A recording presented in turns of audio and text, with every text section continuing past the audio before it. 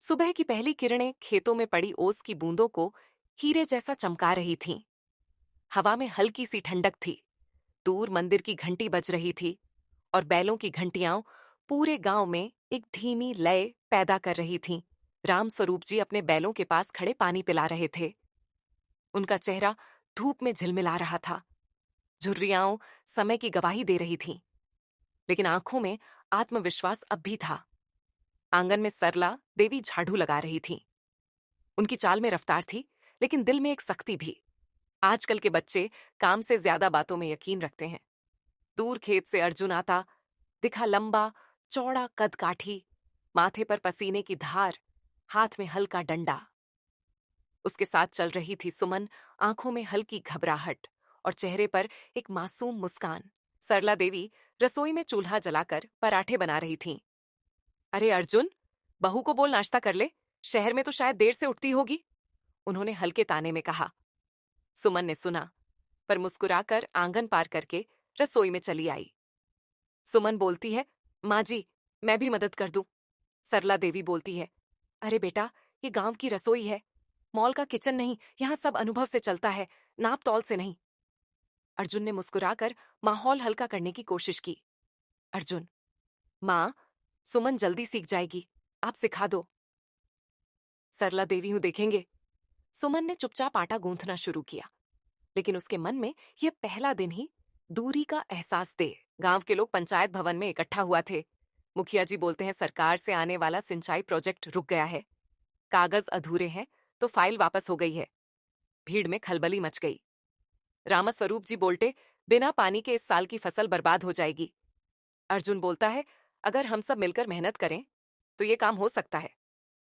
रामू काका बोलते हैं, बेटा, ये सरकारी काम है, हमारी पहुंच से बाहर। सुमन पीछे खड़ी यह सब सुन रही थी।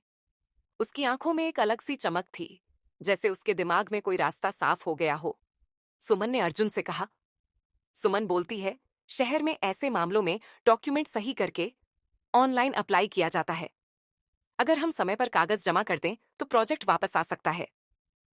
अर्जुन बोलता है, गांव वाले नई तकनीक पर भरोसा नहीं करते। सुमन, तो हमें उनका भरोसा जीतना होगा। अर्जुन ने गहरी सांस ली, फिर बोला, ठीक है, कोशिश करते हैं। अर्जुन और सुमन ने गांव वालों को इकट्ठा किया। अर्जुन बोलता है, अगर हम सब अपने खेत के नक्शे, पहचान पत्र और जरूरी कागज दे दें तो ये काम हो सकता है।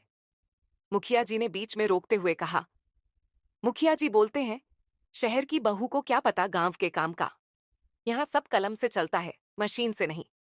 गांव वाले भी सिर हिलाने लगे। रामू काका बोले, हमसे ये कंप्यूटर वंप्यूटर वाला काम नहीं होगा। अर्जुन और सुमन मायूस होकर लौट आए। सुमन ने रास्ते में धीरे से कहा, अगर एक बार उनका दिल जीत लें तो दिमाग अपने आप मान जाएगा। सरला देवी देख रही थीं कि सुमन सुबह जल्दी उठकर घर का सारा काम करती है, खेत में मजदूरों को पानी पिलाती है और बुजुर्गों को प्रणाम करती है।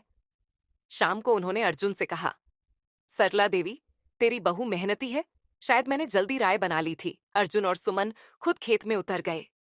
सुमन ने घुटनों तक पानी में खड़े होकर धान रोपना शुरू कर दिया।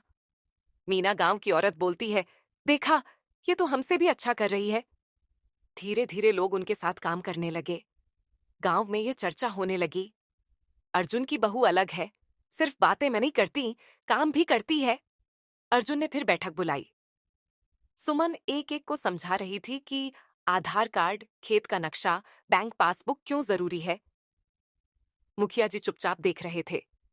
लोग अब उनकी बजाय अर्जुन सुमन की बात सुन रहे थे। मुखिया जी के मन में विचार आया, अगर ये सच में गांव का भला कर सकते हैं तो मुझे भी साथ देना चाहिए। अर्जुन, सुमन, मुखिया जी और गांव के लोग ब्लॉक ऑफिस गए। सभी फाइलें सही की गईं और 15 दिन बाद सिंचाई प्रोजेक्ट को मंजूरी मिल गई।